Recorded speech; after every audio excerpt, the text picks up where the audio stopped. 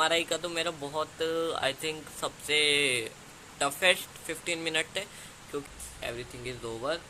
अब मेरे को लेटना पड़ेगा, मैं नहीं चल पाऊँगा कभी, ना मैं कभी दौड़ पाऊँगा, ना मैं चल पाऊँगा, मैं कुछ नहीं कर सकता।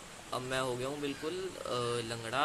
डॉक्टर के पास गए, उन्होंने कहा ऑपरेशन, पर आई डोंट नो कि आगे जो होने वाला है वो इससे भी टफेस्ट टाइम होएगा। आपको ये बोल सकता हूँ, आप ना वॉशरूम जाने तक में दिक्कत होगी, आपको आपको बेड रेस्ट बोल सकता हूँ। सो हे गाइस, आज का जो व्लॉग है वो कोई व्लॉग नहीं है, क्योंकि आज मैं कोई व्लॉग नहीं बना पा रहा हूँ 2-4 दिन से, क्योंकि I don't have a content. तो आज मैं आपको एक स्टोरी टाइम बताऊँगा, my toughest 2 month in my life, जो अभी तक मैंने जर्नी देखी है तब तक के माई टफेस्ट। तो बात है उस टाइम की, जब हुए थे बोर्ड के पेपर ख़त्म। If you know, last board का पेपर 10 मार्च को था। 10 मार्च को लास्ट बोर्ड का पेपर था मैथ्स का। तो मैं मैथ्स का पेपर दे के आया। पेपर देने के बाद वो तो मेरे ज़िंदगी के आई थिंक बेस्ट डेज थे। पेपर देने के बाद मैं आया, एक दिन सोया आराम से, 2-4 दिन, 14 या 13 तारीख को आई थिंक मैंने होली खेली। 15 तारीख से मैंने स्टार्ट की जिम।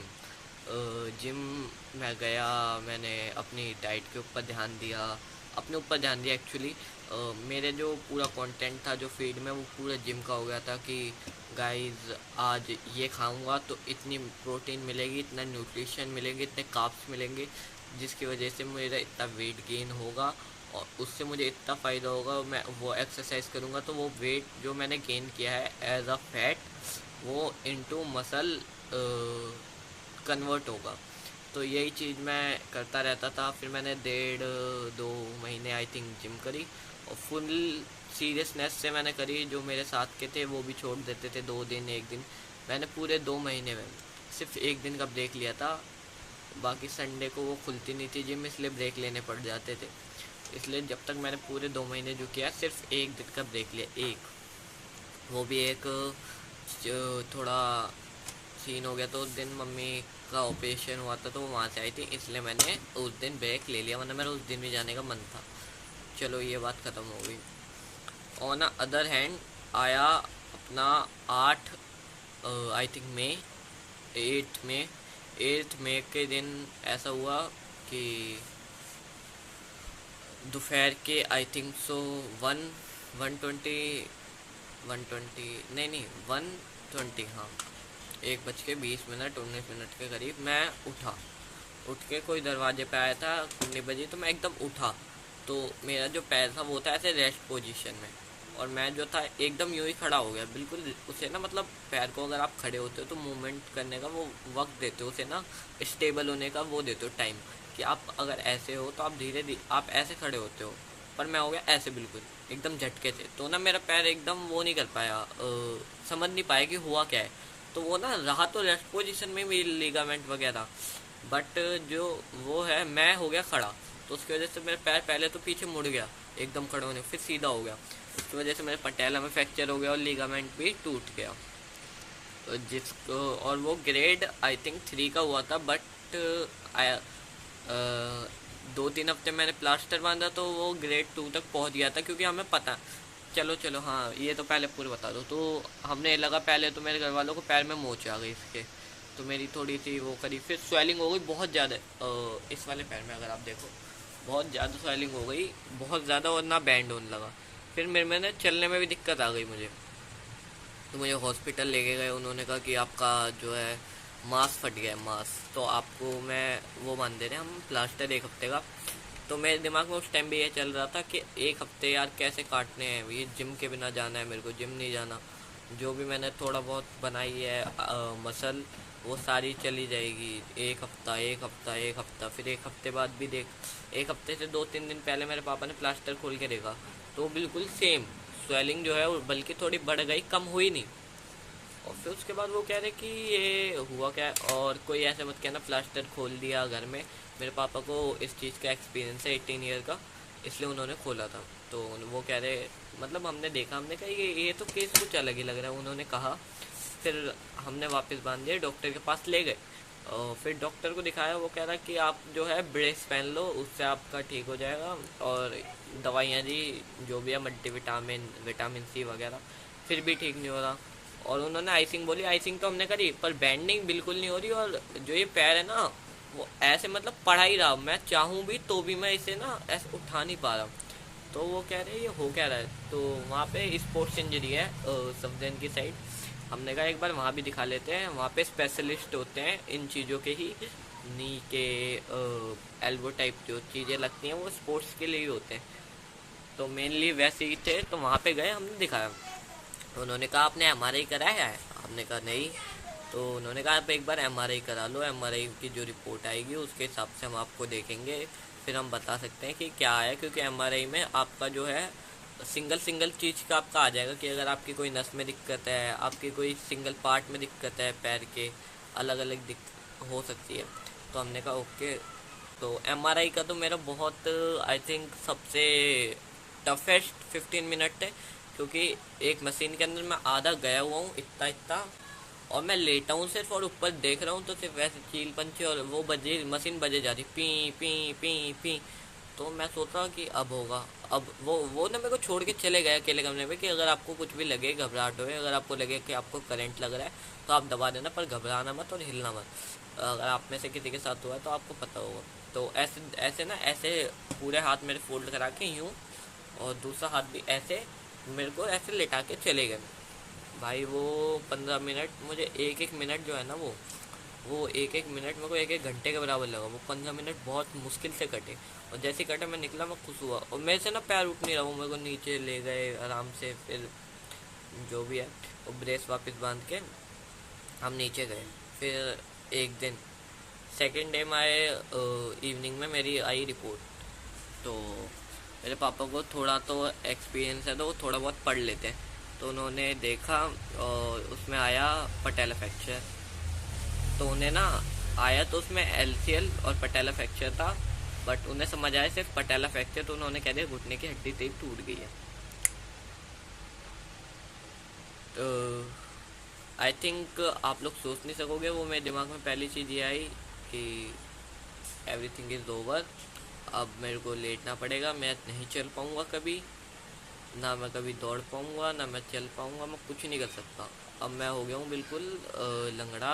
जो वर्ड आई थिंक बहुत गलत बोल रहा हूँ मैं, बट मेरे दिमाग में उस टाइम यही आया था, मैं हो गया हूँ अब लंगड़ा, मेरे दिमाग चला नहीं। तो मैंने कहा अब कह रहे डॉक्टर बताएगा।